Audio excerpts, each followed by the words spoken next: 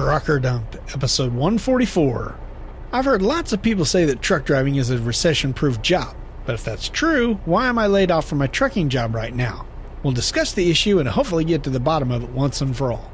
But like a good appetizer before the main entree, we got lots of news to cover, including recalls from 3 truck manufacturers and pulling back the reins on emissions expectations. And of course, there's still lots of corona-related stories, including rules extensions, real IDs, government helping truckers, and coronavirus fraudsters. I'll also share some trucking-related COVID resources, as well as things you can do to protect yourself in these trying times. And hey, what would life be like without listener feedback? This episode of Trucker Dump is sponsored by Pilot Flying J and Volvo Trucks. Welcome to Trucker Dump, where you'll get one driver's insights and sometimes humorous views of truck driving and the trucking industry, and pretty much anything else he feels like dumping on you. This podcast is brought to you by abouttruckdriving.com. Resources to help you understand the world of truck driving through the use of stories and a pathetic attempt at humor. Hello, Trucker Dumpers. Welcome to another episode of the Trucker Dump Podcast. Yes, the, as in very important, like the Ohio State University. Not. Nobody believes it's that important. But anyway, thank you for coming back. Hey, for those of you new to the show, my name is Todd McCann. I'm a 23-year truck driver. Well, I'll be 23 in June at least. Getting pretty close to that. I am a podcaster, obviously. I'm a blogger. I'm a freelance writer, and I am an author. I have written 2 books. One is called How to Find a Great Truck Driving Job, and the other is called Trucking Life. You can learn more about both of those books at abouttruckdriving.com. Well, I sit at home recording today, again, with my belly full of biscuits and gravy. And, well, that's pretty much been my life for the past 2 weeks. You know, last episode, I told you that I just missed a round of layoffs. Well, like 1 or 2 days later, I got laid off. Thank you, coronavirus. Yeah, well, first time I've ever been laid off in my life. Didn't really know how to react to it. At first my immediate thought was, boy, I better go find another temporary job. But then this CARES package that we've been talking about, decided to pay unemployment plus the $600. And, well, it's not as good as what I was making on that crappy little Kansas City run, but it is enough to sustain us for a little while, especially since my company has decided to, or my insurance provider, rather, has decided to extend our health insurance out for 8 weeks. So we're covered for a little while. And once the insurance runs out, I'll be looking for another job. Hopefully we'll be all called back to work by then. Sounds like from what the evil overlord was telling me today that they are planning on reopening some businesses and getting some things rolling again. I hope that doesn't mean a reinfection and another second wave of all this corona crap. But who knows? We'll wish for the best. Anyway, before you go getting your hopes up that there's going to be a podcast out once a week, which I know you probably want to see happen, well, that ain't going to happen. I don't want to raise your expectations. So let's just keep this. I'm just going to keep this thing at once a month and just going to enjoy some home time. At the end of a long day of video gaming, I went to bed one night and I told the evil overlord, I said, man, that was a completely useless day. And she said to me, you haven't had a real vacation in about 15 or 16 years. So why don't you just enjoy yourself for a little bit? And if you need to find a job later on, we'll worry about that later. But for now, why don't you just sit in front of the TV and play some video games? And I was like, well, okay, why not? So that's pretty much all I've been doing. Got my youngest nephew, Joel, over here this weekend, and we're just sitting here playing our games, not together, but separately, just in the same room, sitting there. So anyway, like I said, I don't know really how to react to all this. It's, like I said, it's been a long time since I've not worked, and it's weird. I got to admit, it's kind of nice, but it's weird. I can't imagine I'm going to really enjoy doing this for, I don't know. I hope it isn't 8 weeks that I'm laid off because, I don't know. I'm enjoying, like I say, I've been doing a lot of video gaming the last 2 weeks, but 8 weeks of it, I'm not sure I can do it. Although you never know because my nephews do it all the time, every day. So I guess it is possible. So anyway, enough about me and what's going on. We'll discuss that a little bit more in the main topic today. But for now, let's just get on with the news. Not sure how long of a show this is going to be, but let's get it cranking. All right, let's get the business out of the way first. We all know we got recalls, right? Well, let's start out with Navistar, who's got about 13,000 of their international trucks going to be recalled for a brake light issue. Basically, the problem is the brake light switch has a weak solder joint, or it might have, and that could possibly lead to your brake lights that don't work, or they just stay on constantly. Either way, it's not necessarily good when you're tooling down the road. The tractors affected are 2018 through 2021 HX tractors and 2019 and 2020 LT models. So if you got one of those, check it out. But there's another big recall to be had too. PACCAR, the maker of Kenworth and Peterbilt, has over 450,000 trucks ranging from model year 2008 all the way up to current models are being recalled. There's a fuse in the dash that could be blown, and it would cause an indicator light to not come on. Usually it's the ABS light, the anti-lock brake system light. If that doesn't come on, then you might think you have anti-lock brakes and you, I don't know, maybe drive a little bit differently and they don't operate when they're supposed to, and that could cause a problem. It does say this fuse could also cause other lights to malfunction. So anyway, I'm not going to read the long list because it is long. Basically, like I said, it's any Peterbilt or Kenworth between 2008 and 2020. As always, there will be a link in the show notes to both of these articles for more information and specifics on the recall. As always, the manufacturers will be contacting you directly if you are affected by either one of these issues. All right, since I do say show notes a lot, let me go ahead and explain what those are in case you are unfamiliar with the podcast. If you are listening in a podcast app, you will find the show notes somewhere in that podcast app. Usually they are supported, and in what it is a list of links to all these articles I'm talking about. There sometimes be photos and other things in there, but links to articles, links to things that I just talk about that I want to point out, different websites, things like that.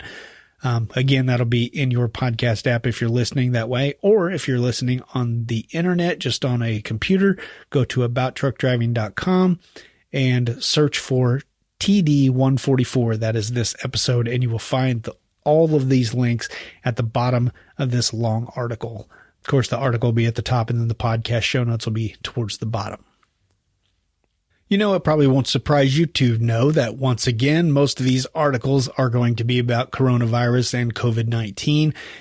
Yeah, no different. The vast majority, I think I only have just a couple of articles that have nothing to do with corona. But that is what we're all talking about these days. Now, under these times of crisis, in a worldwide pandemic like this, you'd think the world will be coming together, right? Well, we are to a certain extent. But there are always pieces of crap out there that ruin it for everyone. This is no different. Just like there's these scammers and these spammers on the internet and these fraudsters that will just do almost anything to try to trick people who are already having a problem, already in crisis, and they're trying to trick them into giving them more money. These people, the lowest form of scum, I swear to God, if there's not a special place in hell for them, there should be. It should be just, when people are already down, the last thing you want to do is kick them. But anyway, there is an article here on overdriveonline.com that is talking about they're aiming them at trucks too. And most of them are based on, most of these frauds are based on, them offering owner-operators small business loans and things like that aren't legit. There are some legitimate loan options through the CARES Act Paycheck Protection Plan, which happened recently, through Congress legally and everything. There are legal routes to it, but a lot of that money has dried up now. But there are still a lot of spammers and scammers, not really spammers, I guess. They're just scammers trying to call you or trying to hit you up on the internet to try to get you to borrow money from them when actually all you're doing is giving them their information. So just don't be fooled by any of this stuff. And again, for more details about these fraudsters and the pieces of crap that they are, go to overdriveonline.com and check out the link in the show notes. All right. Once again, we run into that old problem of having a podcast that only comes out once a month. Therefore, some of this stuff I'm telling you is already old news. Well, this has got to be one of them. I'm sure all of you have heard about this. The HOS, the hours of service exemptions, have been extended because of COVID-19. If you haven't heard about this, I'd be shocked. But anyway, initially they were only going to last until April 12th. Well, that has come and gone. And they are now saying that the date has been pushed to May 15th. It wouldn't surprise me if that goes longer, but we'll see. For now, it's May the 15th. And again, this is the exemption that allows you to run over the hours of service if you're hauling, medical supplies, food, paper products, things that are going to grocery stores, fuel, things like raw materials that are used to make all these products, things like that. Anyway, detailed list in the show notes if you're already not familiar with this. I'm sure you are, because if you're out there running in this and you have a load of paper towels, I'm sure you know that you are legal to do so however fast you want to do it. And for that record, I would like to know if there's any of you out there that are getting to go beyond this hours of service and break the rules. Basically, I want to know. I want to hear how you're doing it. I want to know how often you have to do it. I want to know how it's done. I expressed in the last podcast that I was really unsure how drivers are able to tell whether the load is considered an emergency load or not. Last podcast I said, well, it seems like to me from what they're saying, they're leaving it vague, so it's up to the driver. But then the driver's got to be able to prove later on that, hey, this was a legitimate emergency load. So anyway, won't go back into all that. Too late. Already did. But anyway, if you are one of those people, like I said, let me know and keep on doing it until May 15th. If you want to contact me about this and tell me what your experience with it is, just contact truckerdump@gmail.com. That's truckerdump@gmail.com. One thing us podcasters do sometime, and a lot of them have this problem so much that one of the podcast gurus I listened to said that we really need to slow down when we say our websites and our email addresses and things like that, because we hear them so often that we don't even think about it. We just rattle through it. I say truckerdump@gmail.com. Well, everybody, you're sitting there going, what the heck did you just say? truckerdump@gmail.com. And the website is abouttruckdriving.com. I hope I say that clearly all the time, but maybe I don't. Just in case, I just did. Moving on, in the last podcast, we talked about some of the things that are affecting truckers and, like them putting off giving us extensions for getting our driver's license renewed and getting our DOT physicals and stuff like that. Well, here's another one. This I found on overdriveonline.com. And this is about the real ID requirement delayed. Of course, it's because of the coronavirus thing. For those of you who don't know, who haven't heard yet, I'd be shocked if you hadn't yet. But this is the thing that the Department of Homeland Security announced that it was going. All the states were going to have to participate in this real ID thing for your driver's license, basically. And this was passed in 2005, the Real ID Act, but it's just now coming around to where it's having to take effect. Initially, the deadline was supposed to be October 1st of this year, but they moved it out to October 1st of next year. And that's the big news right here. But like I said, the Real ID thing is basically an enhanced, a new license that is going to be required. So truckers will be able to enter federal facilities like nuclear power plants, military bases, things like that. Plus, and the biggie for most people that are not truckers is if you are going to be on a commercial airplane at any time, you will need to have this real ID. I don't even know that they're going to still be offering the other kind of, the regular kind of license after these dates. But anyway, for now, this has been extended out till October 1st of 2021. Now, there have been some questions about what actually needs to be, what you actually are going to need to get this real ID. And of course, each state is a little bit different, like check your state individually, but basically they're saying at a minimum, you're going to have to provide 5 things. 1, your full legal name, your date of birth, your social security number, 2 proofs of address, and lawful status. So again, you're going to need to show who you are by your identity, just like by your old driver's license or something like that. Your lawful status would be, for instance, like a passport or even an expired passport up to a certain date.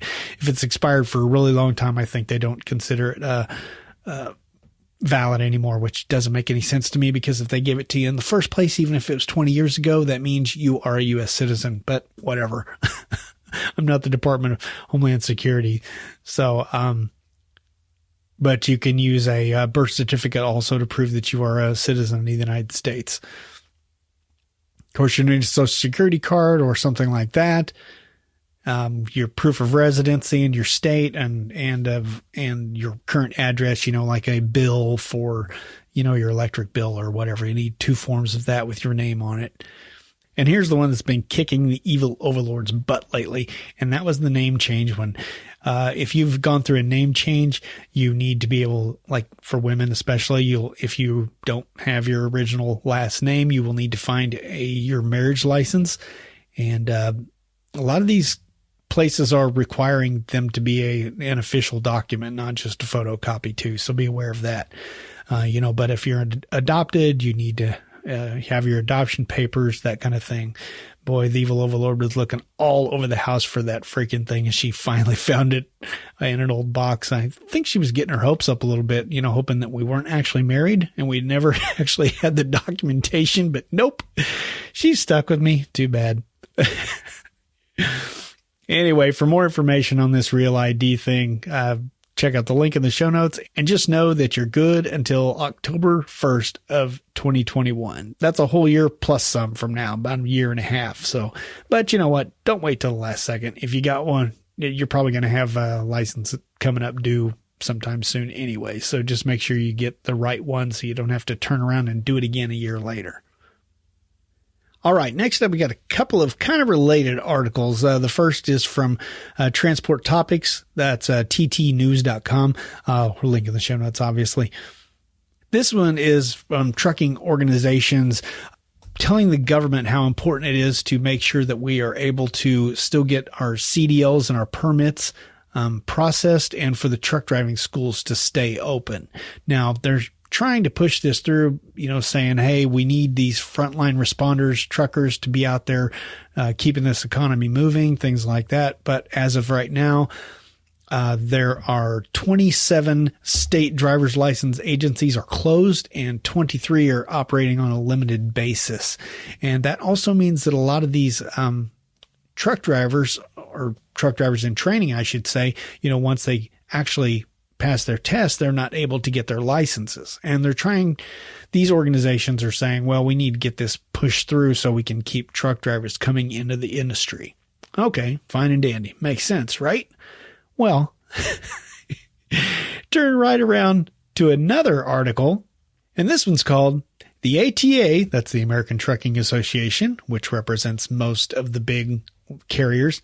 It says the ATA admits truckers will get laid off while mega carriers fight to flood market with new drivers. What? Okay, wait a second. Okay, this just pisses me off. It's basically what it says. The chief economist for the ATA told FreightWays recently, that's another trucking news type organization, they're saying they're expecting a lot of layoffs in the industry, which is weird. I don't know. I haven't heard of any widespread, except for like in the LTL stuff and things like that. But for the most part, I haven't heard of a lot of layoffs, like a general, companies like, JB Hunt and Schneider and Werner and all of these big ones. I haven't heard anything about that. Now, I have been home for 2 weeks and I've just been paying attention to the news, but I would think those kind of layoffs would be in the news if they were happening, but they're not. So, anyway, they say it's coming. It's probably going to come where they're going to be in a situation where they're laying off drivers, but at the same time, they're going to try to be bringing more drivers in with this to prepare for the future, because of the air quotes driver shortage that we have in the industry. So they're going to try to take advantage of this situation and still get new drivers in by pushing Congress to say, hey, we need to at least open up these license bureaus and stuff so that drivers can get their CDLs and we can continue to bring more truck drivers into the industry. And quite honestly, it might work. This whole podcast, is about being recession-proof as a truck driver. Is it true or is it not? Well, I'm going to discuss that. But, this could be, after all this is said and done, people could be looking at truck driving as a different kind of career. They may be more interested in it. And, like say, if they want to get the license, they're not going to be able to because the driver's license bureaus are not open. Well, they're probably going to fix that before too long, because, well, that's what they do. They do things that don't make sense. Hey, let's bring in a bunch of people while a bunch of other people are laid off. Oh, well. Anyway, even if they do, I'd feel sorry for the new drivers coming in because if jobs are short, why would any company choose a brand new driver with no experience and decide to train them when they could get an experienced driver to do the job? Other than the fact that the newbie will work for peanuts and the experienced driver will not. So I guess if you're one of those carriers that pays diddly squat, then you can get the newbies and everybody else would get the experienced drivers. I don't know. If it is hard to find a job right now, let me know because I may be looking here in about 6 weeks or so. So let me know. Shoot me an email at truckerdump@gmail.com. Anyway, links to both of these articles in the show notes. All right. How about some more changes to the trucking industry when it comes to regulations? This one's on Transport Topics, link in the show notes. FMCSA issues guidance for drug testing during emergency. Basically this is not really a whole lot of change. For instance, there's a few different portions of this. The first being, of course, the pre-employment testing. Now that has not been waived at all. You can't avoid that. You can't go and get a job driving a truck without passing a drug and alcohol screening first. So that is still in place. The thing that they're changing a little bit is the random testing. Now, currently, carriers are required to have a 50% rate for drug testing. That changed recently. We spoke about that. It used to be less than that, but once the accident rate pick up or to a certain level, they have to start going back in. They have to start having a higher rate of testing. So 50% of the drivers, whereas before I think it was 25%, something like that. I don't know. My memory sucks. But anyway, so they are now required to do 50% of the truckers for drug testing and 10% for alcohol testing. Now, that is still in place, but in the past, the FMCSA has guided and the DOT has guided the carriers to try to distribute that out across the entire year. Make it even so many per month or whatever. But due to this Corona thing, they're lifting that a little bit and saying, hey, listen, if you can't get this done because of the Corona thing, then if you need to bunch a whole bunch of them at the end of the year to make up for it, then so be it. So, hey, if you normally get randomly tested every once in a while and you haven't, and you may not for the next few months or whatever, expect there to be a lot of drug testing towards the end of the year, which is going to suck. But hey, at least you're getting a reprieve right now when you can run illegal, when you can go against the hours of service. The other area of testing, of course, is post-accident. Now, you probably already know that you have to, if you have a test, you are required to go get a drug or an alcohol test right afterwards, so you can prove that you were, sober at the time or whatever, or hopefully you're sober and, hopefully that won't backfire in your face. But now they're saying if you can't do that within 8 hours, which is, I think is supposed to be the limit, you're supposed to be within 8 hours of the accident or the crash or whatever. And if you can't get that done within the 8 hours, that is okay, but you need to document that fully as to why you couldn't get your driver in. Maybe you couldn't find a clinic to do it, because if it isn't like an emergency situation, a lot of medical facilities just aren't open nowadays. Now, again, we've been hearing they're going to open some of this stuff back up. We'll see how that goes. But for more information on this, check out the link in the show notes to find out more about this drug testing if you're interested. Honestly, it probably doesn't make a lick of difference to you unless you're a fleet owner, because, hey, you're not going to volunteer to go in for a drug test, right? I mean, I get paid for it now at least, but I still don't want to go do it. Let's move on. Hey, let me interject here for a second to bring you a word from our sponsor, Pilot Flying J. They know you professional drivers out there are the ones that are keeping this country afloat, and they want to thank you by giving you more rewards and more points. Okay, here's how they're going to do this. It's called Push for Points, and it's going to get you up to that 4-point level even faster than you normally do just by running the miles you're already running. That's right, you can get up to 4 points after just 6 qualifying fills. Now, the catch is Push for Points is only available in the Pilot Flying J app, and it's only for a limited time only. But it's super simple. Here's how it works. First, just push the Activate button in the app at the beginning of each month. Next, fill your tank with at least 75 gallons of fuel. You're doing that anyway. And step 3, watch your point balance grow faster than ever before after each qualifying fill. That's right. Like I said, that means you'll be earning 2 points per gallon after 2 qualifying fills. After 3 fills, you're getting 2.5 points. 4 fills get you 3 points. 5 fills get you 3.5 points. Finally, after 6 fills, you'll be earning 4 points per gallon for the rest of the month. That's going to add up real fast.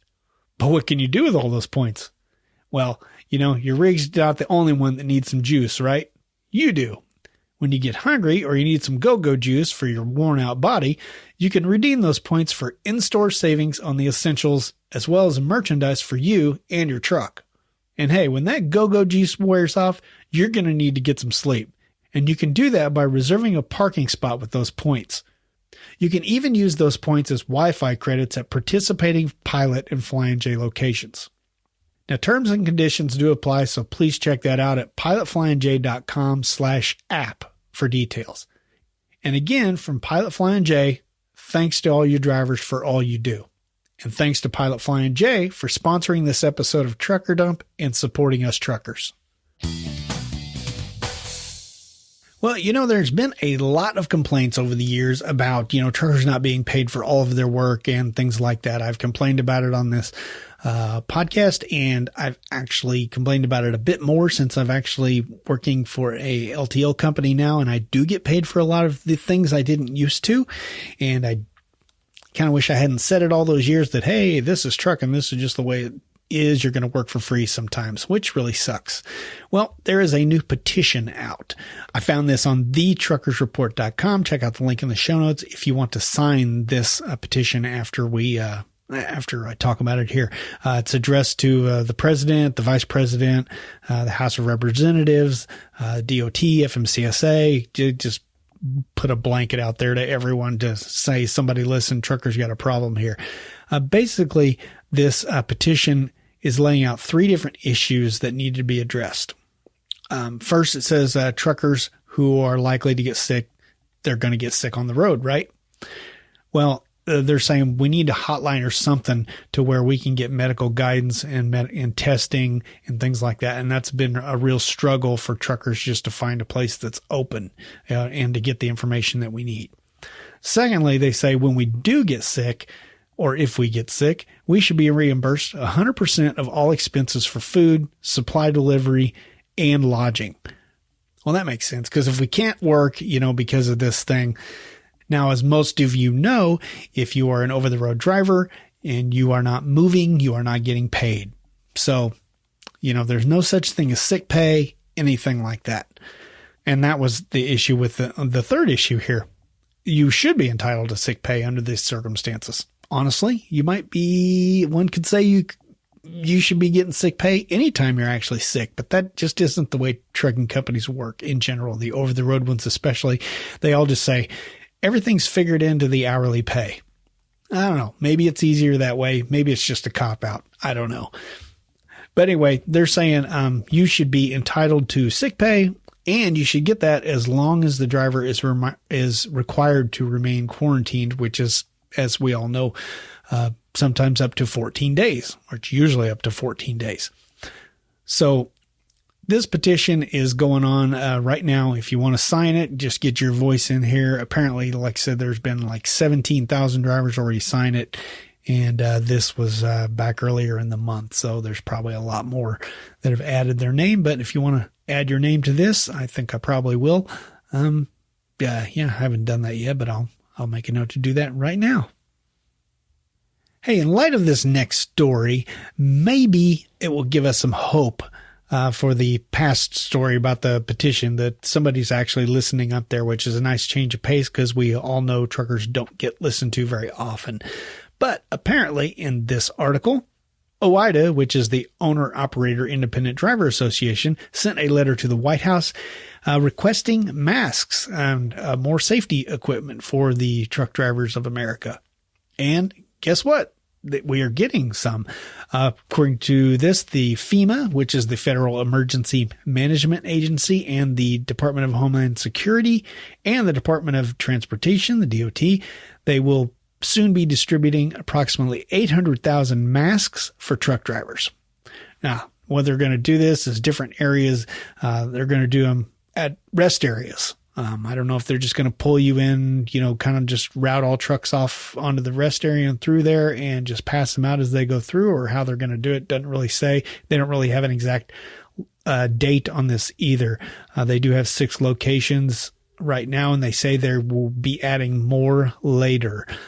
I could go into all the different areas here. They're going to be Georgia, I-75, Illinois, I-80, Nebraska, I-80, Texas, I-35, California, I-5, New York, I-87. I could go into all those gory details on exactly where all of those are, but why don't you just go to the show notes and check out the link and see if you're going to be through one of these areas.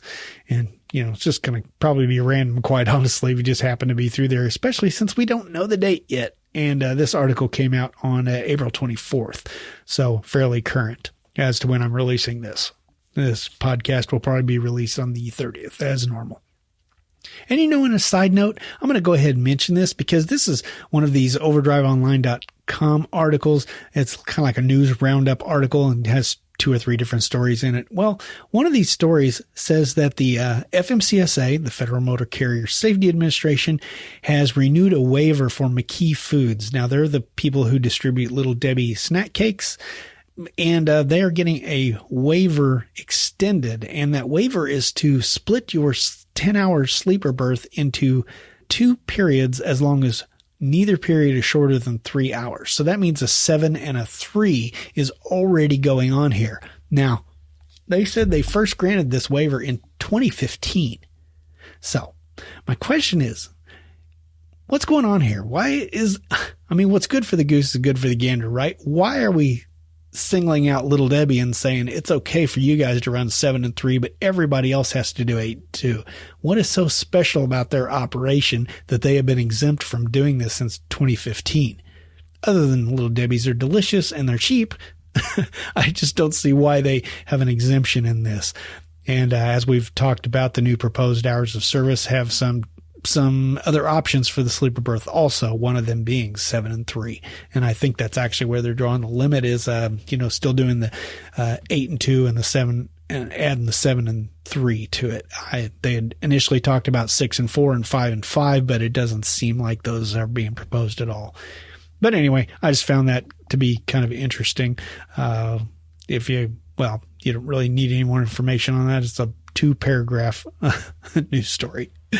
But anyway, link in the show notes, along with the 800,000 mask story.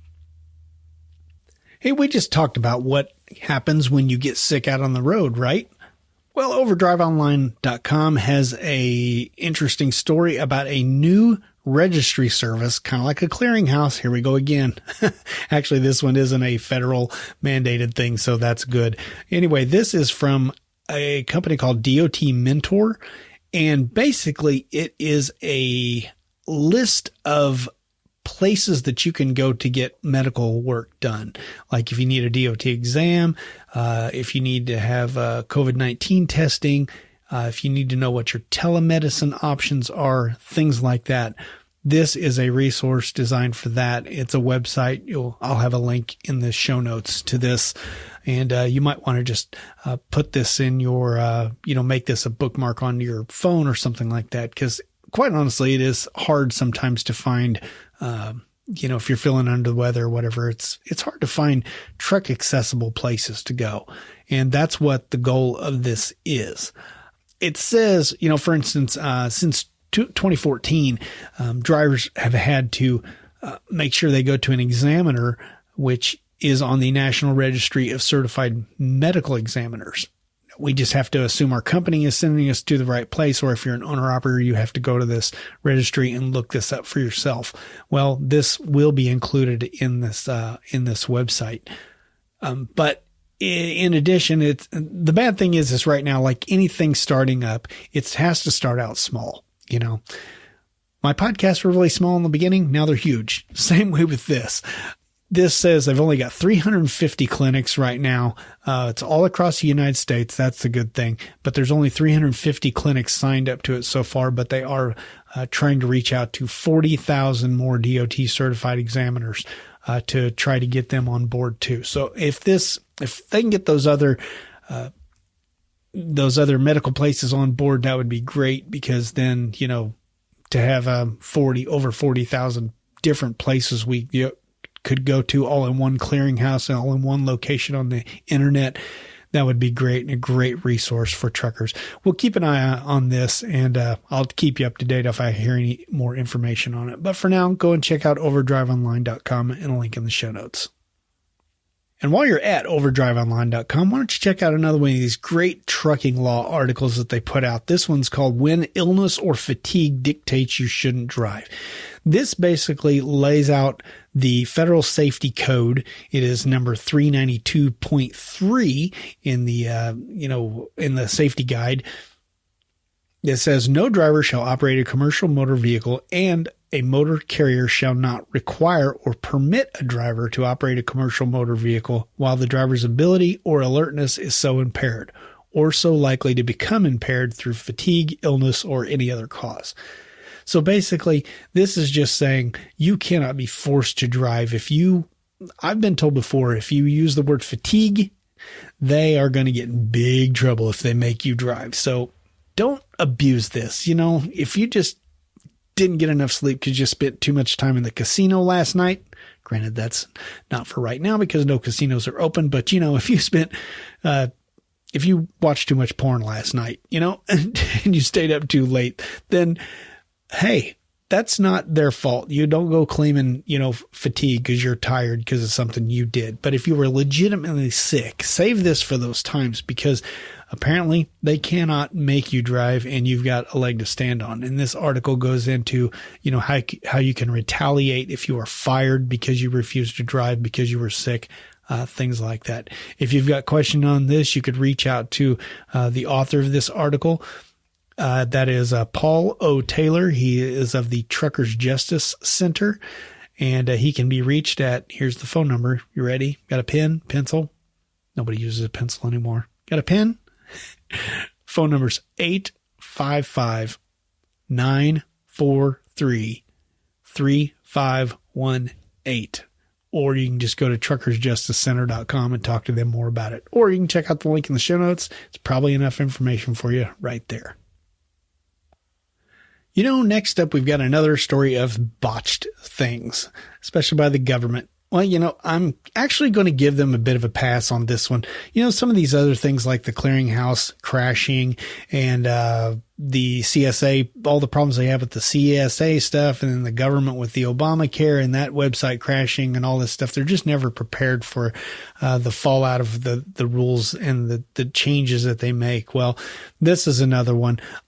Back on April 3rd, this was reported that the government was going to start letting the Federal Highway Administration was going to start letting food trucks show up at rest areas, which they have been restricted from doing before. Makes sense, I guess. But now, because truckers are having such a hard time getting hot meals, that they're releasing this standard.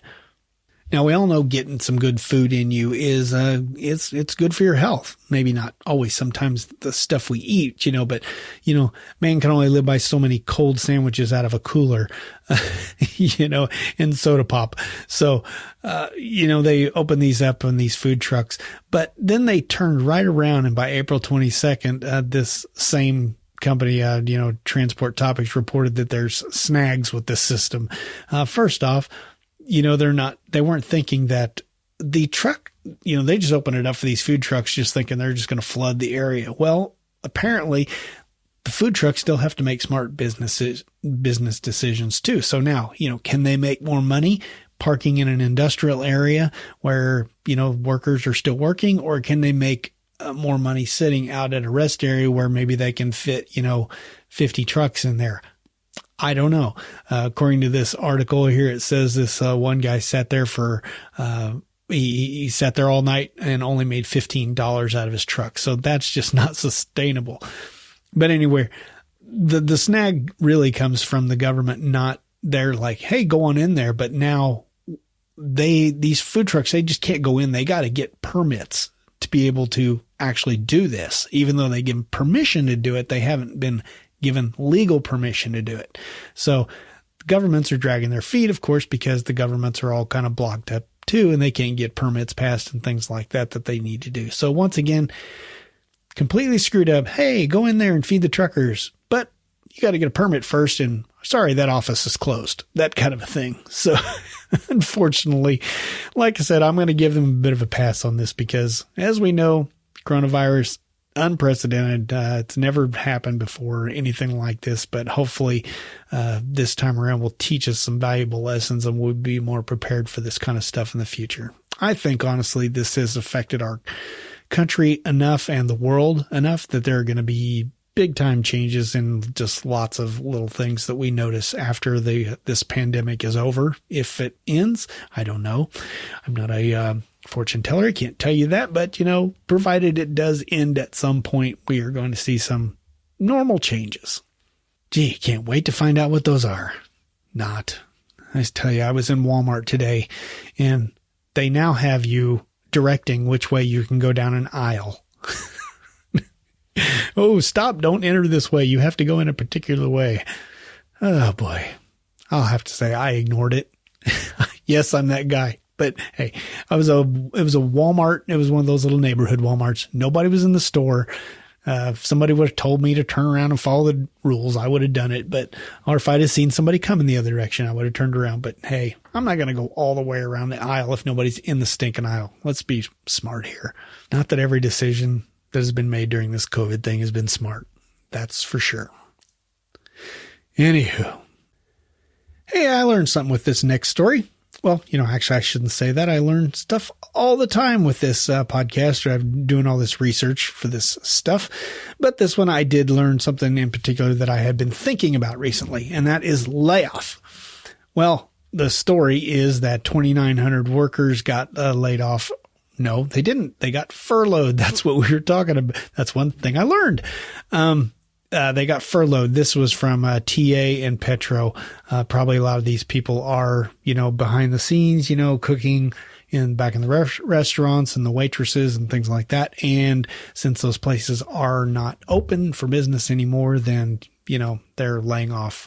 No, I said it again. They're furloughing 3,000 employees. So the question is, and the thing I learned, what is the difference between a layoff and a furlough?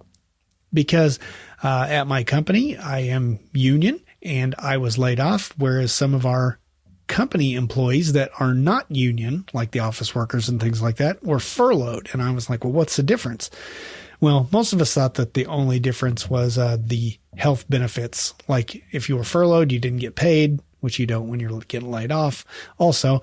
But, and you could draw unemployment, things like that. But with furlough, you do get to keep your health insurance. And with our union benefits, we did not get to keep those if we were laid off. So that was the biggest difference, honestly.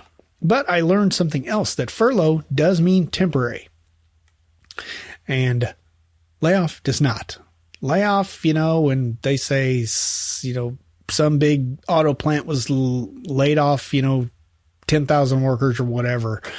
Well, the reason they did that, it's a permanent thing a lot of times. Now, when I was laid off, I was told it is a temporary layoff. And I mentioned that to somebody that I work with, and they said, what's a temporary layoff mean? Of course it's temporary. Well, really, it's not temporary, because if you think about it, a lot of these people who have been laid off from these factories closing, things like that, never have gotten their job back. It's just a different way to say, they didn't resign. They didn't get fired. They got laid off because their job just disappeared. And that's kind of where I'm at right now. Not quite enough freight for us to run, so I am temporarily laid off. I think the reason they use temporary is because they know they are going to need me as soon as this kicks back in. And they're just letting me know that, as soon as the economy recovers and things get to moving again, that they are going to be calling me right back. So don't get too comfortable. I hope that's what they meant by that anyway. So anyway, there you have the difference between a layoff and a furlough. And now you know. All right. How about some good news for the owner-operator? And we all know this CARES Act thing was designed to help not only individuals, but also businesses to keep their businesses open, to make payroll, things like that. It's for all businesses, and owner-operators are businesses too, right? The difference is it's usually just one guy or maybe just a few people, and they don't have a huge staff that they can just devote one person to figuring all this stuff out. So there is a business firm called ATBS, and they have put out a guide for the owner-operator called the Owner-Operator's Guide to the CARES Act. It's available in ebook form, and looks like you just have to give them some brief information along with your contact info to get that. There'll be a link in the show notes in this. And in this article, there is a link to the actual ebook and how to get it. I could just give it to you directly, but, I want to give overdriveonline.com I don't know if there's any, what am I trying to say? Any credit, basically, for sending them from Overdrive. I don't want to steal that from them. So I'm just going to let you go to this article and click on the link within the article to go and get this CARES Act book for you. So you owner-operators don't have to figure all this stuff out for yourself. It supposedly will walk you through and tell you what kind of benefits you are eligible for and which ones you aren't. Not that it matters right now, because from what I've heard, a lot of this money has dried up and there is not a lot to go around. There have been so many businesses requesting it. But anyway, might as well go ahead and get it. There's supposedly going to be a next round of funding for this to keep the economy going. Wow, what a mess. Anyway, get over there and do that, owner-operators. Link in the show notes. And hey, since we're talking about good resources here, let me just point you to a website. It's actually overdriveonline.com. Surprise, surprise. It's actually overdriveonline.com/coronavirus. All one word on coronavirus. And this is just a special page on their website devoted to everything coronavirus. So if you're just interested in, regulations and guidance, stories relating to, truckers on the road with dealing with coronavirus, things like that, health issues, just check out this link there. It's kind of like an own little blog all within itself. So check that out. Again, that is overdriveonline.com/coronavirus, or obviously link in the show notes. All right. I only got 2 more stories, and they don't relate to coronavirus whatsoever. But, So much of this news cycle has just been nothing but coronavirus. There's been a little bit of autonomous and electronic vehicle and stuff like that, but it's all pretty much just rehash that we've talked about 100 times. And so there's really not a lot of sense in, saying, hey, somebody else is planning on doing electronic trucks. Okay, well, get on with it. Let me know how it comes out in the end, and we'll talk about it.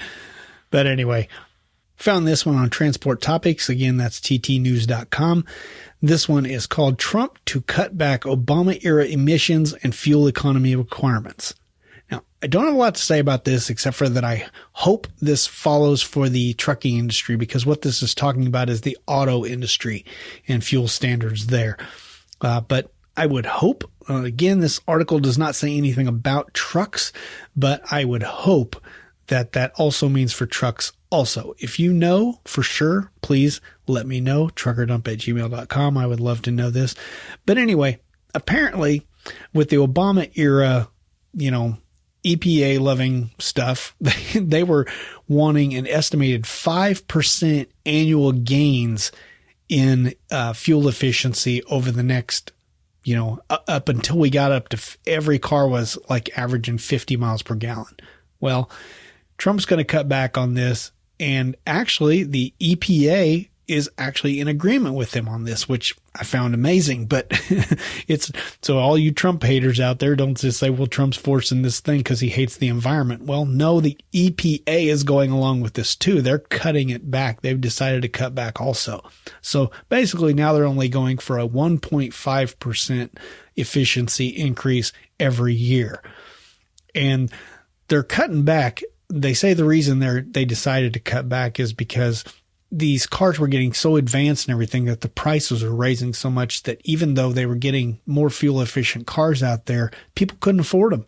So they're saying if we relax that a little bit, let things slow down, then people will have money to replace their older, less efficient cars with newer, pretty good cars right now, rather than replacing it with something that's totally awesome, electric vehicle that costs, $60,000, kind of a thing. So anyway, like I said, just wanted to touch on that briefly, saying the auto industry is doing it, and let's hope it follows that the trucking industry will follow on that, because that would be great. I mean, we all know that most of our mechanical problems with these trucks nowadays are pretty much all related to emission stuff.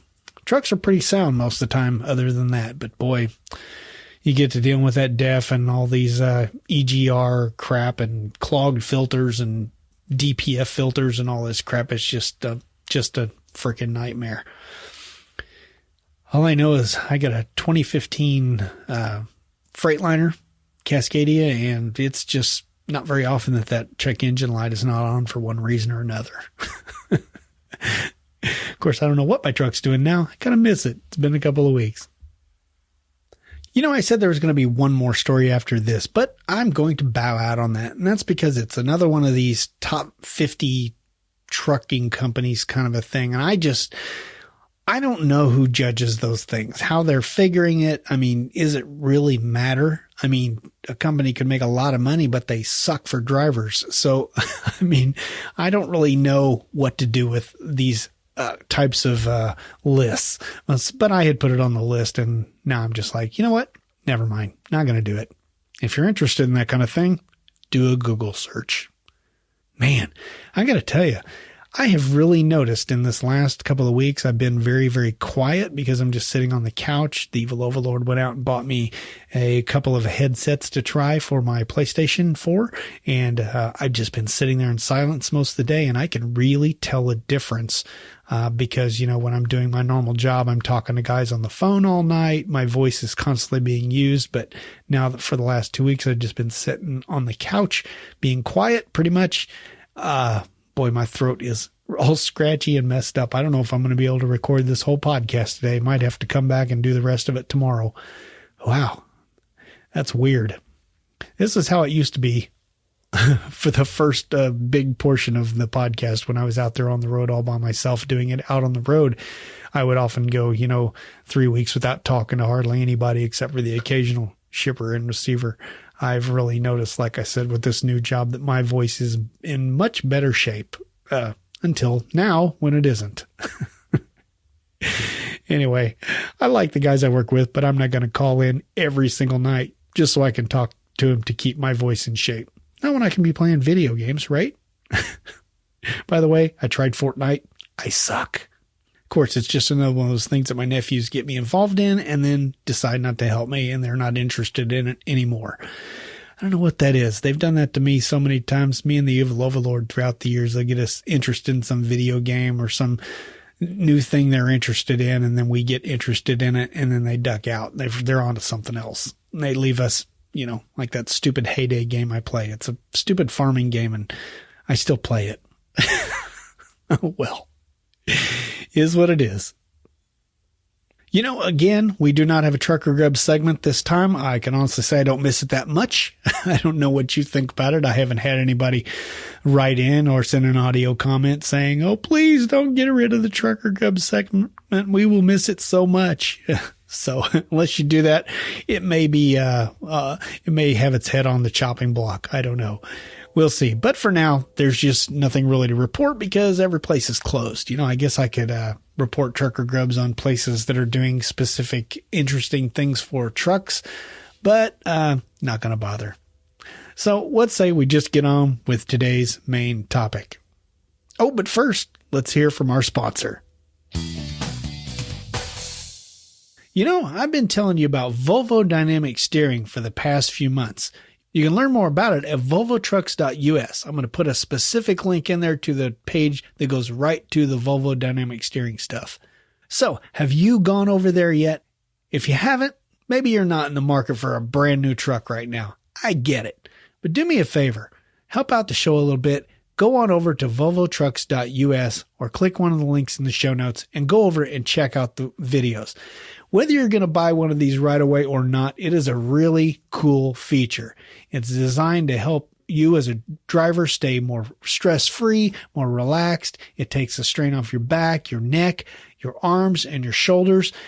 I know it sounds crazy, but when you combine just trying to keep the truck on the road, fighting the wind, battling the potholes, all that kind of stuff, it does weigh on a trucker. It does weigh on your stress level.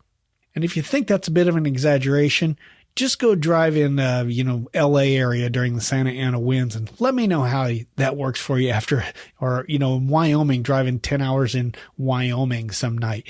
You just tell me how more stressed you are after doing that. So this is where Volvo Dynamic Steering can help.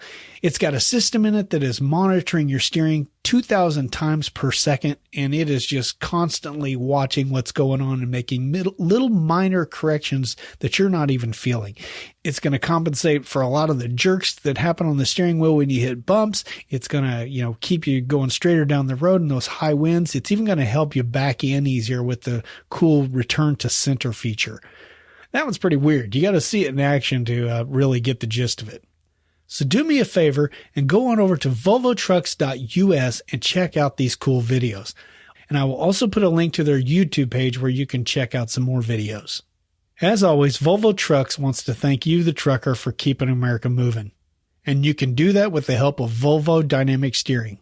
Enjoy driving again. Thanks to Volvo Trucks for sponsoring this episode of Trucker Dump. All right, well, I guess I'm just going to try to power through with this. If my voice starts cracking and getting the crackadoodles, then I will just stop and start over again. I'm going to go for it, though. It's much, much easier when I can get this all recorded at once and then do all the editing afterwards. Not that you care how the sausage is made. All right, anyway, this is a topic that, like I said, was fresh on my mind because of all the things that are happening right now. This one is called, Is Truck Driving a Recession-Proof Job? At this point, the term COVID-19 has reached the level of being a curse word. Many have lost their jobs, lives are being lost, and many financial experts believe that another recession is on the horizon. But perhaps the most catastrophic dilemma of all, people are losing their ever-loving minds about what they're going to wipe their butts with. So this brings a question to mind. Is truck driving a recession-proof job? I Googled the term recession-proof jobs recently, and the top result was an article called Top 27 Recession-Proof Jobs and Careers. Do they exist? All right, surely this list is going to include truckers along with the obvious healthcare workers, law enforcement officers, and morticians, right? Wrong. Believe it or not, the closest they got was with the number 27 ranked public transit workers, which, to be fair, does include some commercial driver's license holders. But still, come on. Bus drivers are a tiny portion of what constitutes truck drivers at large, right? Even more flabbergasting was that this article listed grocers at number 21. Yes, grocers. Yeah, I know. Grocers are important and they are recession-proof, but hello, McFly, you can't keep a grocery store stocked without truck drivers bringing the freight. You'd think that would have been made abundantly clear when even normal non-prepper types started hoarding everything from soup to dairy products to frozen goods to paper products to cleaning supplies. But perhaps I'm overreacting. I stopped and thought, maybe this is just an old article. No such luck. It was written in March of this year, smack dab in the middle of what I'm sure will eventually be written up in the history books as the Great TP Shortage of 2020. And like I said earlier, that's flabbergasting considering that with all those empty shelves came a newly found appreciation for the truckers of the world. Now, for the record, I shot off a stern email to this website scolding them for the oversight. Hopefully, they'll either add truck drivers to their list or replace it with one of the other recession-proof jobs like number 21, librarian. Seriously? Librarian? To be fair, the rest of this list is pretty spot on. I just found it a total farce that truck drivers were left off the list. Rant over. So, we're back to the question. Is truck driving a recession-proof job? Well, you'd think I just answered that, wouldn't you? Let's go on. A lot can be learned from history, which, by the way, is something that should be considered by anyone who thinks America can make socialism work where other countries have failed. For instance, Russia, Cuba, or Venezuela, just to name a few. But I suppose if you'd like to see which jobs are truly recession-proof, by all means, proceed with your socialism madness. All right, off my soapbox. The most recent recession in the United States started in December of 2007. The Great Recession, as it is now known, was primarily caused by greedy finance companies who'd give home loans to people who simply couldn't afford them. Much like a giant teenage zit, the economy expanded until one day it just popped, leaving a gooey mess of yuckiness.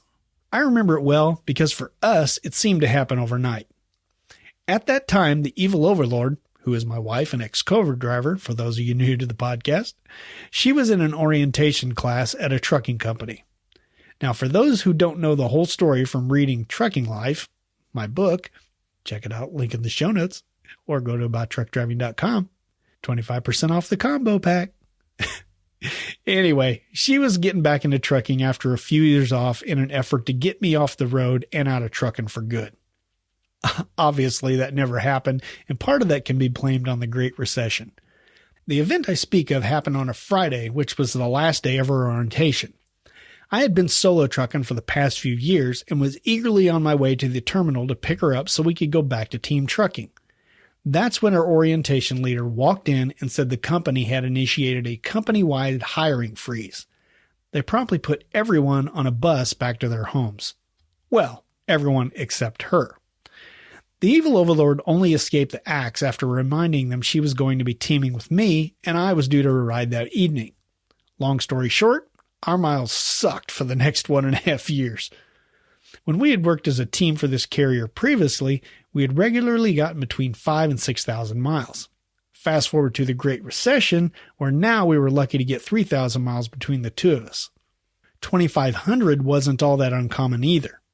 In context for you non-truckers, 3,000 miles is a number most of us solo drivers can easily attain if our dispatcher is willing and able to give us that many miles. Here's the thing though, trucking is in constant flux. Freight goes up and down all the time.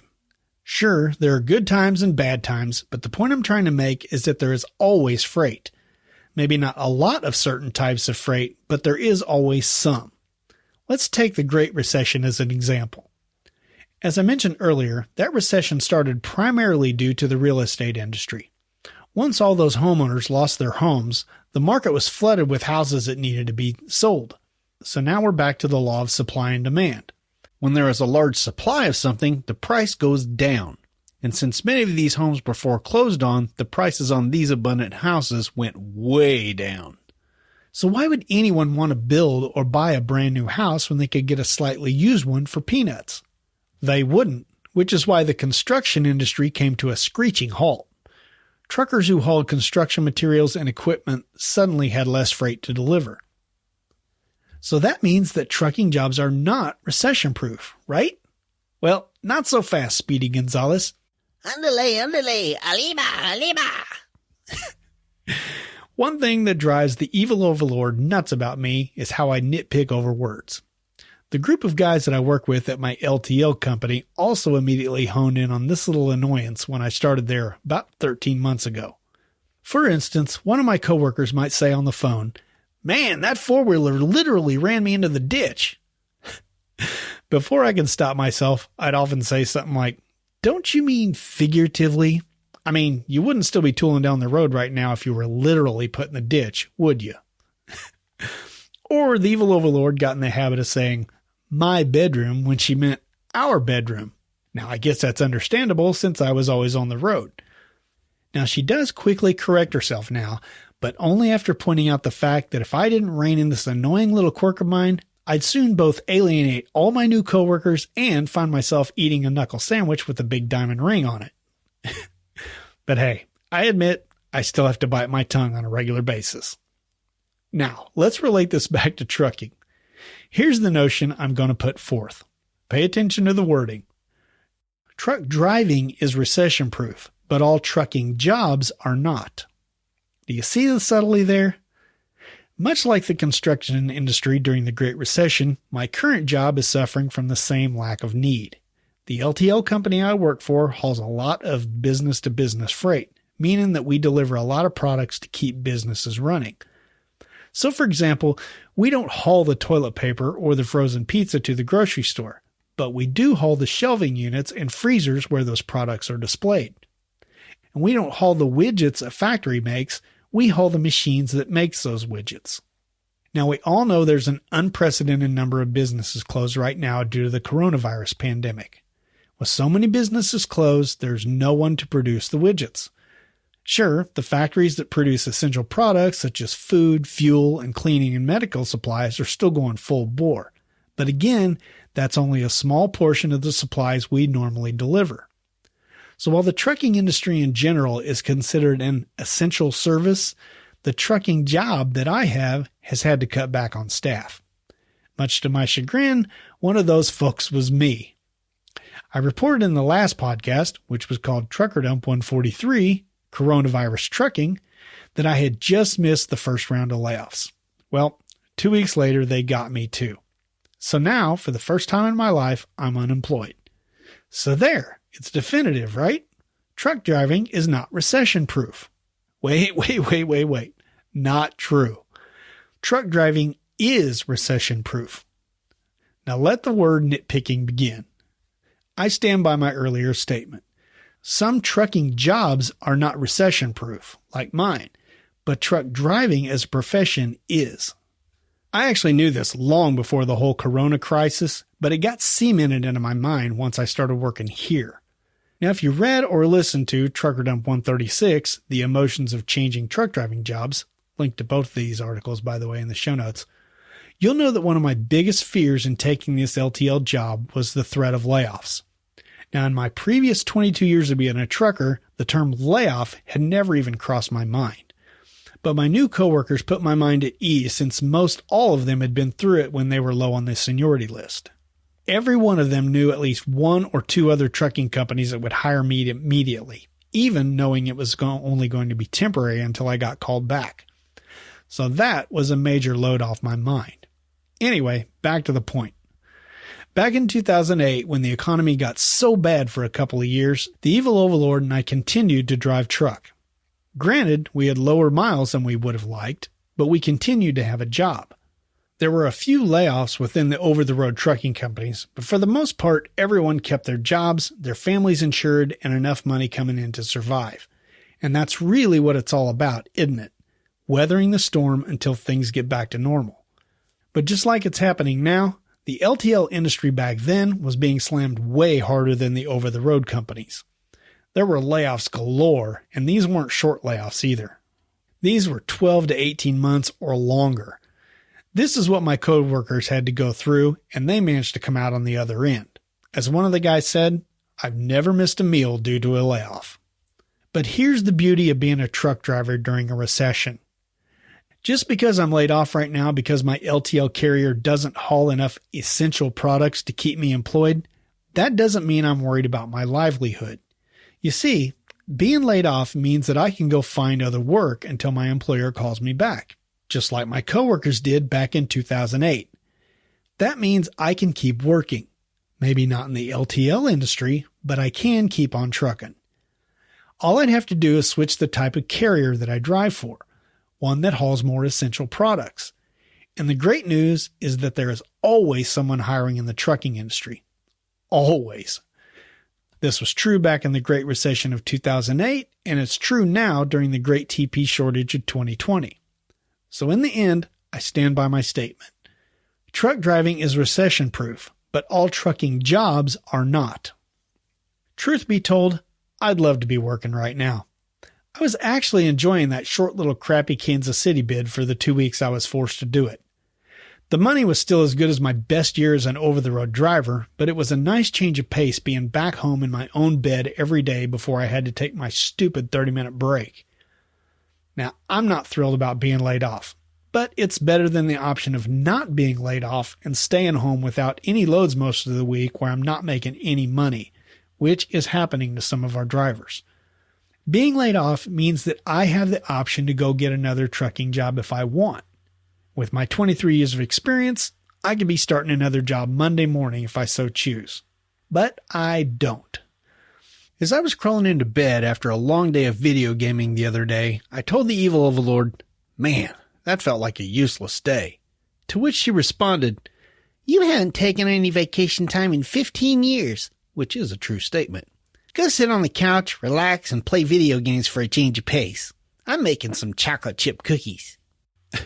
Gratefully, I'm able to do that thanks to the combination of our savings account, my healthcare provider extending coverage for 8 weeks, the $2,400 stimulus check, and the $600 extra unemployment money provided by the CARES Act. Hopefully, things will get back to normal before the health insurance gives out and I have to start looking for a fill-in job until I get called back to work. But for now, you can still expect a new Trucker Dump podcast every month. Just don't expect the release frequency to increase. Now, I will be spending some of my extra time fixing my website and exploring some other trucking-related projects instead of needlessly raising your expectations of me. But for the most part, I'm just going to do what I do best. Obey the evil overlord.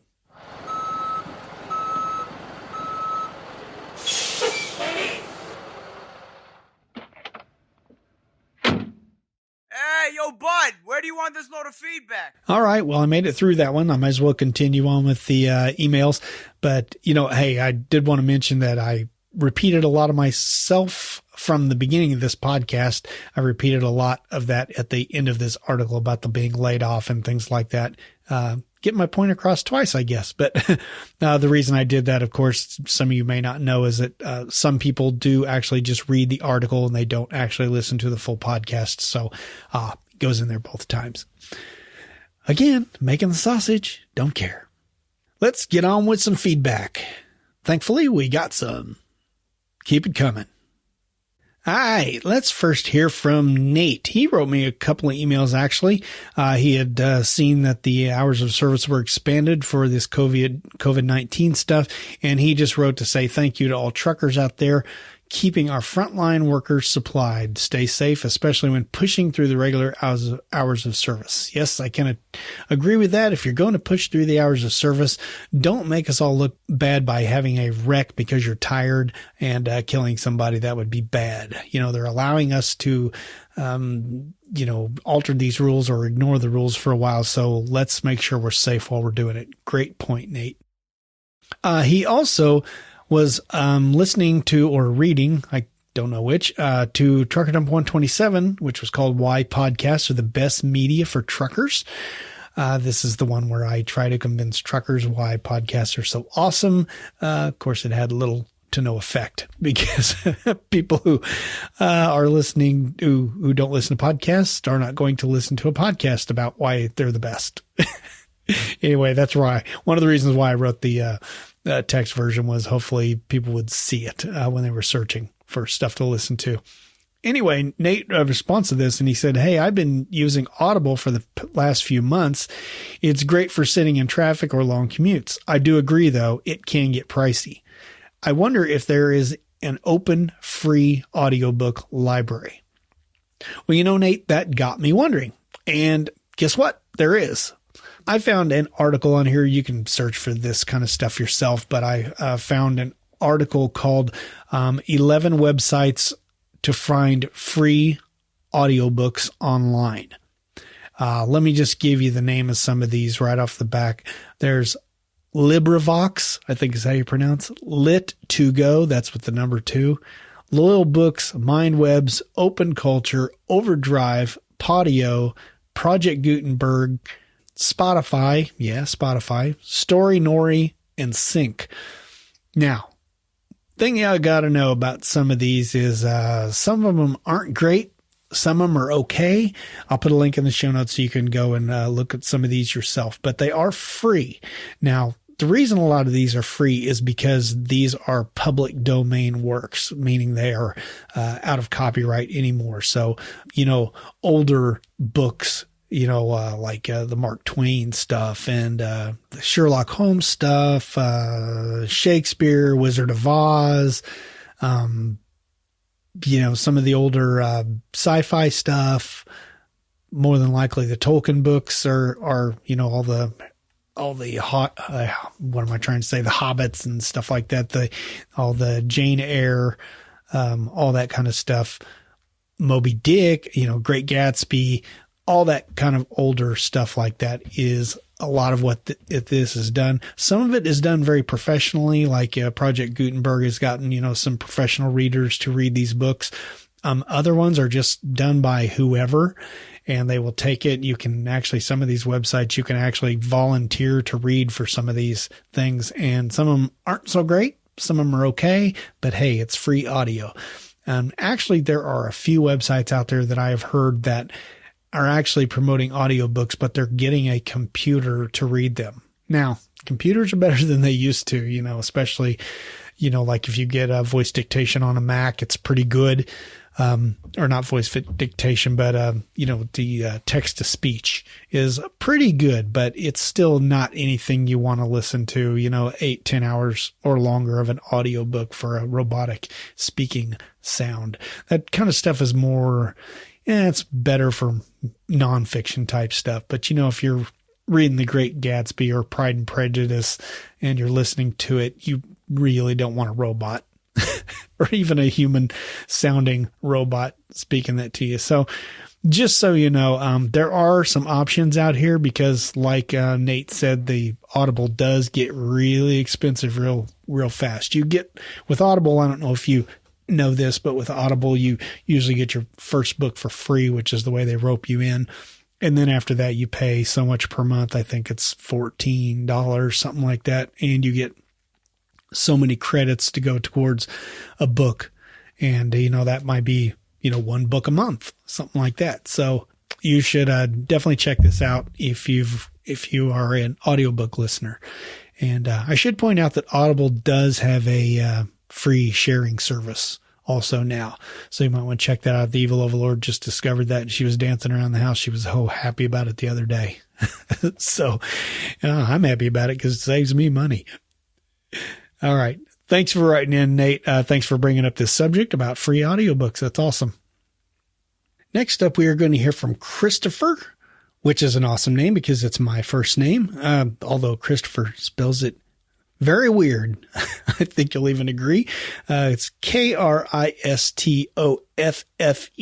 I don't know if that's foreign or if just a weird spelling of it or whatever. I appreciate the email either way, Christopher. He writes, "Hey, I bought your Trucking Life book and I really enjoyed it. I also listen to every episode, and I gotta say, put more podcasts out. It's a pleasant surprise every time I see one, and I hate that. You hate that?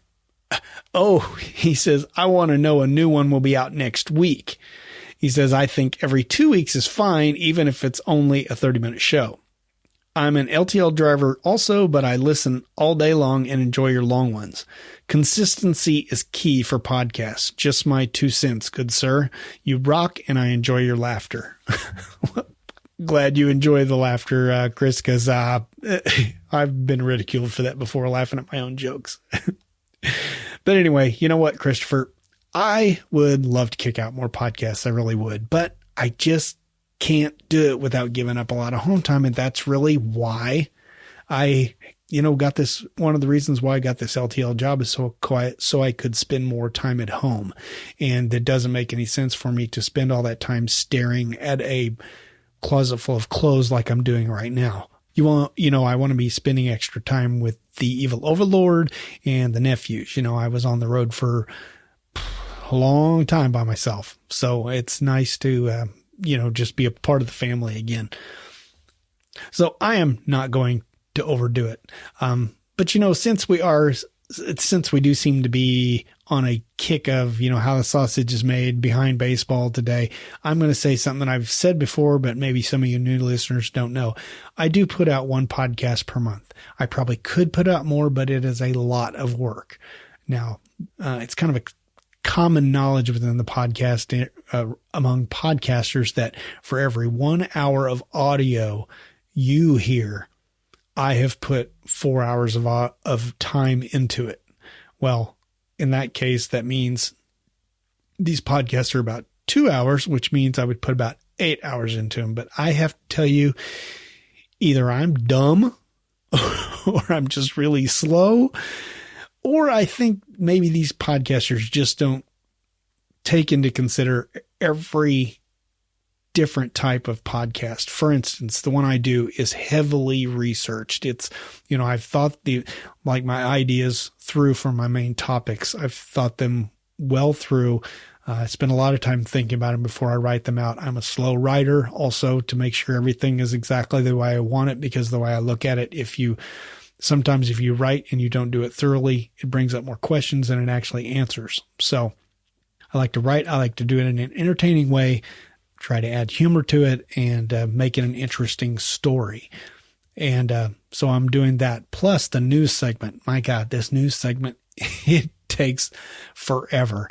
Now, if I had to actually guess, I'd say I'm not putting in 8 to 10 hours with this thing. I'm putting in probably 16 to 20, it'd be my guess, per episode. So you got to think, that's basically an entire weekend right there. And like I said earlier, I do have some other projects that I'm interested in pursuing that wouldn't take up as much time, but I could still put out some more content. I'm hoping to do something like that in the future. But for now, just going to have to deal with once per month, and that's the way it is. I hate to say it. And, I get paid per episode by the sponsors, so I would love to kick out more. Believe me, it's not a matter of money. It's a matter of time, not wanting to devote more time to it. So enough of my whining. I just wanted to let you, as a new listener, know that, this is why this is the way it is. Regardless, Christopher, I appreciate you buying the book. I appreciate the fact that you have listened to all the podcasts and are enjoying them. If you are looking for some entertainment, the Trucking Life book has 9.25 hours of audiobook that is free included. If you can stand 9.25 hours of my voice, have at it. That might be an idea for you, Nate. Also, you buy the book, you get the audiobook for free. Just check that out. You can go to abouttruckdriving.com, click on the book links, and you can get the combo pack too for 25% off. That 25% off is both books for only $14.98. So I've done my spiel. I'm done for the day. Probably not. I'll probably do it again. Let's move on to Andrew. Haven't heard from Andrew in a really long time. Andrew is not a trucker, but he says, "Hey man, how you been doing? Just thinking about you. I'm watching a documentary on Prime called The Great Open. It's following the life of a second-generation trucker. Pretty interesting thus far. I guess the roads are a lot quieter now with the corona. Anything changed for you today? Hopefully everything is good for you. I'd love to hear back from you. Well, I did write him back because it's been a long time since I talked to Andrew. He works at a restaurant.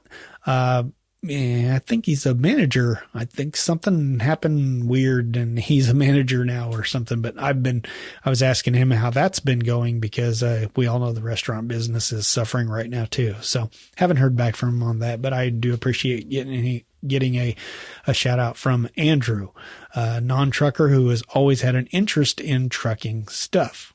So I have not checked out this documentary on Amazon Prime called The Great Open, but you might want to check that out if you are interested in that kind of stuff. Next up, we are going to hear from Rob. Man, I love the way Rob has laid this out for me. He writes, "Hey Todd, I started binge listening and here's a few comments." He also adds, "Check out Bob and Tom Mr. Obvious show. The one about the garbage disposal. The guy playing the caller is your voice twin." Huh. Okay. I forgot to I read that earlier and forgot to go look that up. I'm going to have to go check that out. I always like to hear what other people perceive my voice to be like. I remember one guy one time said that I sounded like the mechanic in the Wreck-It Ralph. And when I actually heard whose voice that was, I was like, oh man, I'm a wimp. But anyway, like I said, I love the way Rob has laid this out because he just, like I said, he's starting from the beginning and he has just written a few comments in here and he starts it out episode 3, which was called "What Has Happened to Common Courtesy." I'll link in the show notes to all of these articles that people are mentioning and commenting on. Anyway, he says, "With the proliferation of cell phones, the need to stop and ask if someone needs help has become less necessary. I drive a propane truck, so pulling over is probably not a good idea." That's true. That's one thing, everybody talks about in the industry is that, trucking isn't the same anymore because people don't care and they don't pull over on the side of the road. Well, like I've said on the podcast many times, I used to holler at people on the CB or pull over and stop in the beginning of my career. And it was just never necessary. People always, like Rob said, people have cell phones now. They've had them back. Every time I had called or got them on the CB or whatever, they had always already gotten in touch with somebody and somebody was on the way. So unless it's like super, super cold out, I don't even think about stopping. The only reason I think about it, was super cold is because I don't want somebody freezing to death. But, even then, you got a cell phone and coverage is pretty good all around the United States. So, unless you're out in the middle of North Dakota somewhere, I might stop then. But even then one night, I remember the evil overlord and I pulled over on the side of the road. I was going to take a leak out there at night and there was a broke down U-Haul. And it was like 4 dudes. They were in a band. They were just laying on the mattress in the back and it was freezing, and they opened up their U-Haul and they had a mattress back there and was laying back on it. And they said, "No, we're good." We called the U-Haul and they're on their way. So even then, and that was like way back in like the late 90s. So I'm not too worried about it. But my point, was, whatever happened to common courtesy and what my argument was, in this particular one, if you haven't heard it, one of our fellow drivers had taken the company car and had just taken it all day long. They were only supposed to keep it for an hour. And I was just venting. And it was my 3rd episode. If you've never listened to all of the episodes, you should go back and listen to the first 4 or 5 of them. They were all just me ranting. It's really not a good way to start a podcast, a blog, but oh well, yeah, I had fun. I just needed to get I just need to get the steam, rolling out of my ears on that one. Anyway, like I said, his format, he just laid it out. Well, episode 4, he's got a comment. That one I called "Living the Dream." And that was a question mark. Living the dream? He writes, "I researched over-the-road jobs after getting out of CDL school 8 years ago. I decided over-the-road was not for me. Fortunately, I got a job with a residential ag propane company. Monday through Friday, mostly. Weekends off, mostly. And a livable wage. Our instructor gave us the real scoop after some of the over-the-road recruiters came in to the class. Oh, the stories he told. One involved a trainer, paper towels, the sleeper, and a bad smell. The trainee called our instructor and got out of there. Yeah, you know, Rob, this was probably a smart decision that more truckers should make. I think a lot of people getting into the trucking industry are even considering it, only consider over the road. And that is just not the way things are. I mean, for you, you immediately were smart enough to figure out that over the road wasn't for you, and therefore you found a local job. Now, I'm willing to bet that that local job probably pays less than what you would make over the road. But because you never experienced over the road pay, you don't raise your standards. And that is a big problem within the industry. You know, as a lot of these guys come in here, new, or gals, sorry. And, you know, they jump in and they go to work for some company and, you know, they stick it out a year and they start making some decent money. And then, you know, they're over the road and then they're like, I don't want over the road anymore. Now they're going to take a pay cut to go back to and have a 9-to-5 job in the trucking industry. And, so, you know, perhaps it's a wise thing to start out locally and then go over the road. Then your, you know, expectations aren't raised. You know me, I'm all about not raising expectations. He also listened to Trucker Dump 33, which was called Automatic or Manual Truck Transmission. And he says, when I went to driving school, the first day in the truck, the instructor piled 4 of us in the cab. It had a big sleeper. He had one of the students getting in the driver's seat. The student looked down and said, hey, what's this third pedal for? I was like, oh crap, I'll get out and walk while he's driving. He'd never even seen a manual transmission before. Wow. Yeah, I don't think we had anybody like that in our group, but you know, way back then, manuals were much more of a common thing. Like nowadays, I imagine there's a lot of younger drivers coming into the industry who look at that and think, what's that third pedal? You know, cause, I still love that. I saw on a Jeep one time, the tire cover, it said this vehicle equipped with millennial anti-theft device, and it showed a stick shift pattern, which I thought was pretty great and so true. He goes on, episode 43, which was called Go to Bed Angry. He says, after 18 years, we have found going to bed angry is sometimes necessary and moot. We usually forget why we were mad by the time we get out of bed. Yep, I agree, Rob. This was the whole point of this article that, you know, it's stupid advice to say don't go to bed angry. I mean, I get the gist of it, that it could just stew and fester overnight, but more than likely, if it was a petty fight, you're just going to forget it existed and you're going to go back to your normal relationship.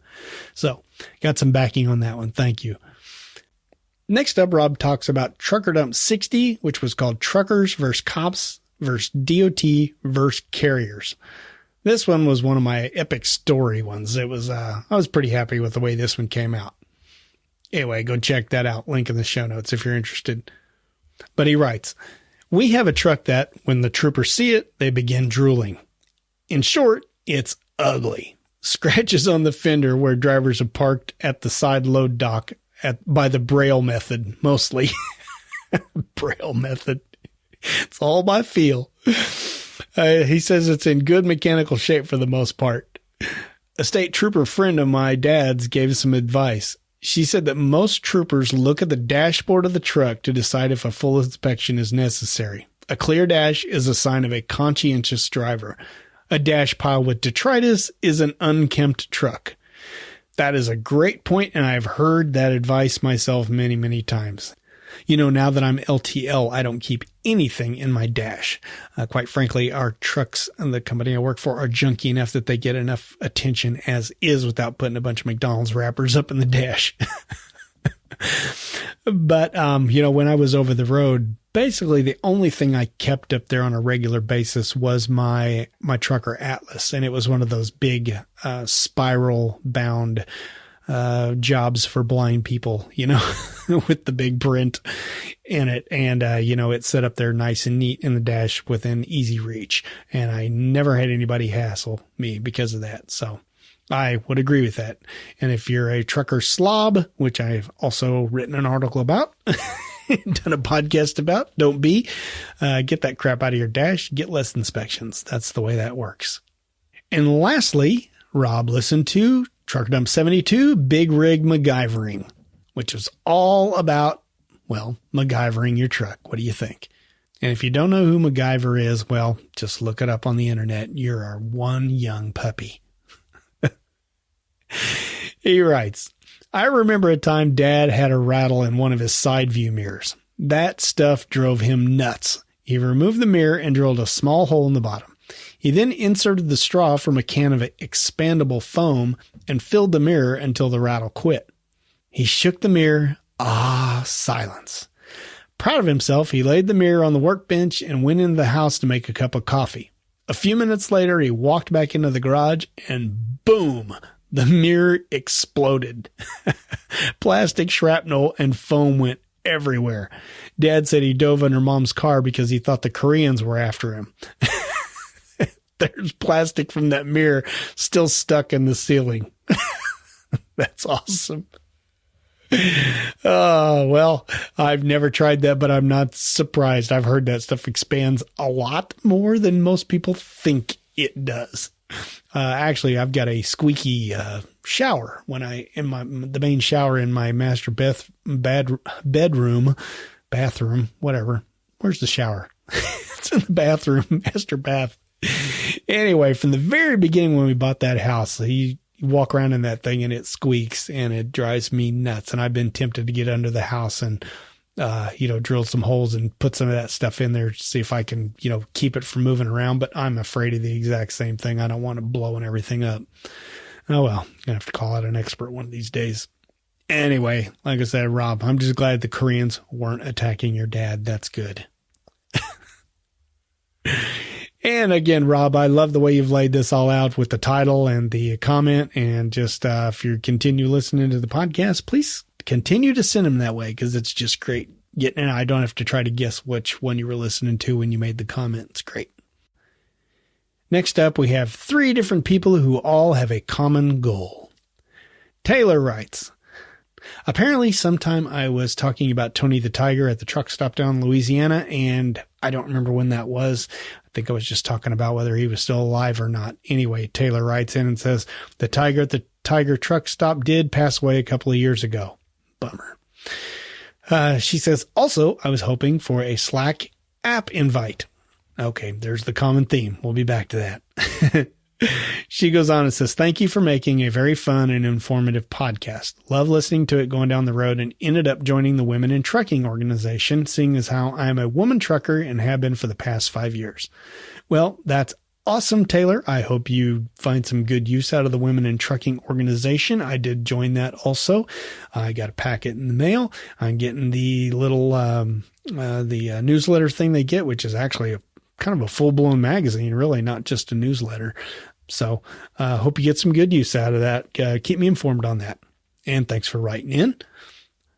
Ben writes in and says, currently listening to the podcast from Australia. G'day, mate.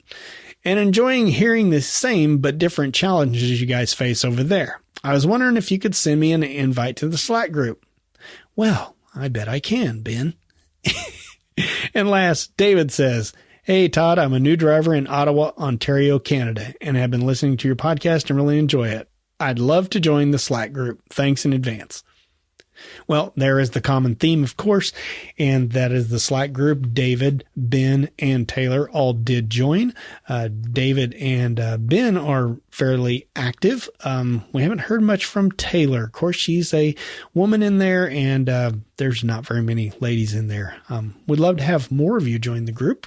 Nice bunch of fellas in there that just are very pleasant. Lots of experience in there. If anybody needs help, it's kind of nice because somebody's available in there 24 hours a day. For those of you who don't know the Trucker Dump Slack group, I'll put a link in the show notes to join that. All you really have to do is send me an email at truckerdump@gmail.com, but it's basically just a glorified chat group. We can share your articles that you find, interesting things. You can just chat with different people. You can ask questions about trucking, about mechanical stuff. I suck at mechanical stuff, but we have some smart guys in there.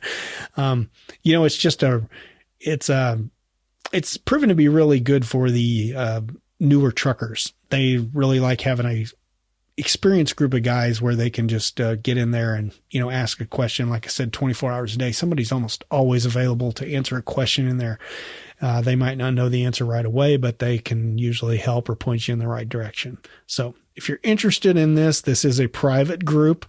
We don't allow a lot of religious talk. We don't allow, political stuff. We just try to keep things nice and easy and, not bring up a lot of topics that people are going to argue and complain about, because we get enough of that on Facebook and Twitter. My Facebook group is also like that, by the way. I recently had to kick someone off the Facebook group because they were spamming. They got in there and were trying to sell stuff, and that's not acceptable either. So if you're interested in the Slack group or the Trucker Dump Facebook group, just there'll be links in the show notes. Again, those show notes are in your app somewhere. Swipe left, swipe right, swipe up or down. You will see them somewhere in there. And those links should be clickable if the app supports it. If not, you can go to abouttruckdriving.com, episode 144. That'd be TD144. Just search for that. Or if you're listening to this fairly currently, it'll be the top result. Again, that is abouttruckdriving.com, and I hopefully said it slow enough. And last, I heard from Andy. Andy dropped me a line, and he is from homegym101.com. And he was reaching out to me because he listened to, he saw on the blog, the how to do a full body workout inside the cab of a semi. I think that is episode 81, if memory serves. Let me look at that. 91. That's close. Anyway, he says, he mentioned that I had linked to a piece about dumbbell exercises. It was a website, and he was correct. I had, and he was also correct that the website sucked.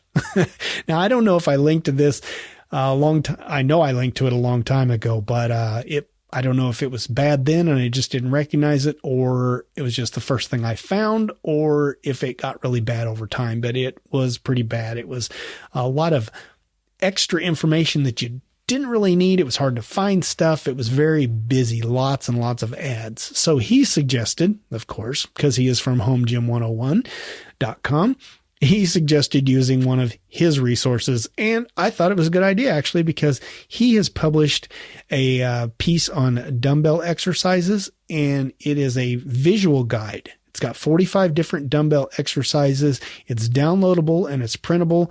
And you can also see which muscle groups are targeted by each exercise. So that's much more handy for a trucker. Go over here to this link in the show notes. It's actually homegym101.com/dumbbell-exercises, or just go to link in the show notes, like I said, and you can download and print this if you're into doing some dumbbell workouts, and you can just, pin it up on the wall in your truck and you are done. You can get 45 different exercises. And I did notice on his site, there's lots of other stuff like, like a series of body weight exercises, things like that. It just seems like a much better resource for, the trucker. It's not designed for truckers, but it is, it's a good resource for it. It looks like it to me. So anyway, I've included that link in the show notes, and I swapped that link out in the article, and I appreciate Andy for pointing that out to me when he noticed there was something wrong with the website. And I would also encourage you that if you are on abouttruckdriving.com, or if you are listening to this podcast, which clearly you are right now because you're hearing my voice, and you have a suggestion or a question or a comment to make the podcast better, to make the website better, to make it more handy, to make it work more user-friendly, anything like that, I am open to constructive criticism. I don't like people yelling at me and calling me names and that I'm stupid, but I am open to constructive criticism. So please give me a shout. Let me know. Again, my email address is truckerdump@gmail.com. Well, I believe that will about do it for this episode. I want to thank Nate, Christopher, Andrew, Rob, Taylor, Ben, Daniel, and Andy all for writing in.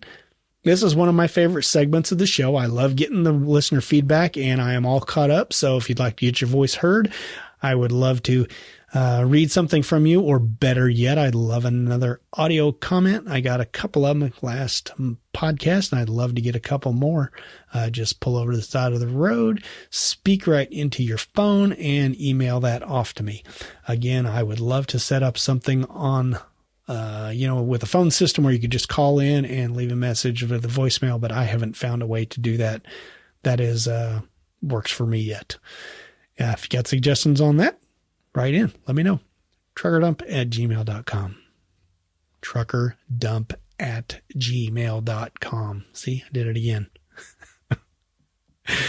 All right. Well, until next time, I guess let's go ahead and get out of here. I hope you are doing well through all of this coronavirus thing, and I hope you stay safe. I hope you stay healthy, and just hope everybody keeps on working, keep on trucking, and doing the job. Thank you, all of you, for doing the job that you're doing.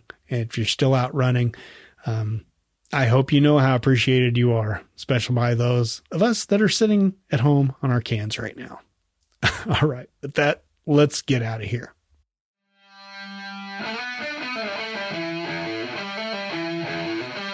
So what are your thoughts about truck driving being recession-proof? Did I get it wrong, or am I right, like always? Share your thoughts, learn more about the 25% off ebook combo pack, and find all my contact info at abouttruckdriving.com. Say, can I challenge you to do something for me? Before the next podcast comes out at the end of May, make it a point to tell just one of your trucking friends about the Trucker Dump podcast, and show them how easy it is to subscribe. I'd really appreciate it. You know, there simply is no better advertising than the recommendation of a friend. Well, I guess I better get back to my video games. I'm sure the couch misses my butt. So until next time, drive safe and stay out of my way. Have you been practicing, Rico? Well, I sit at home recording today. My belly is full of... I sit at home today. My belly is full... None of this is making any dang sense. I gotta quit talking. Go back and research this stupid subject. Ugh. And you can do that with... my nose itches. I got the corona. These owner-operators don't have a lot of time and energy to do a lot of research into this kind of stuff and seeing what they... Blah. Wow. Hey, I've been telling you about Now, like I said earlier, that's flabbergasting, considering that with all those empty shelves came a newly... That's a horrible sentence. The Great Recession, as it is known... The Great Recession, it is known... The Great Recession, it is now... At it as... 2500 wasn't... 2500 what... 2500 what... 2500 was... Just don't expect the release frequency to increase, as I will be spending some of my extra time fixing my website and exploring some other trucking related projects. Great. I just licked my microphone.